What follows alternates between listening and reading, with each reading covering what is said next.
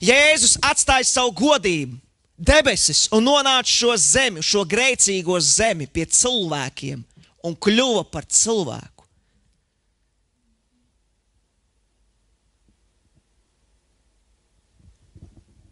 Lai dotu cerību tev un man. Jo bez viņa cerības nav. Viņš ir cerības devējs.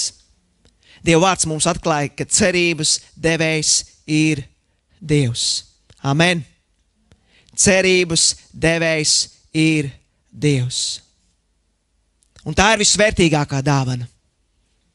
Mīļie, jūs šodien saņemsiet vai rīt vai kādu citu, vairāk vai mazāk kādas dāvanas, kāda atcerēsies par jums, kāda piezvanīs, kāda jums uzvanīs. Un tas ir brīnišķīgi, tas ir jauki. Bet ziniet, mēs kā cilvēki par to aizmirsīsim. Jo svētki paies. Bet šī ir visdārgākā dāvana, jo tā skar tavu mūžīgo dzīvību.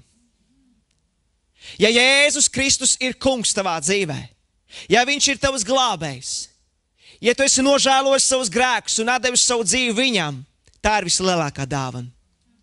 Jo tā skar tavu mūžīgo dzīvību. Vienu dienu tava un manas sirds, arī mana, pārstās pukstēt.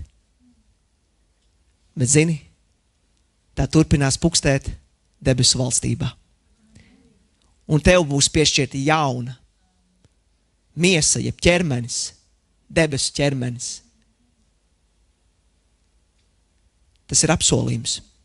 Un tā ir vislielākā dāvana, ko mēs varētu saņemt. Un tā nav par naudu nopērkam. Dievam vajag tavu manu sirdi.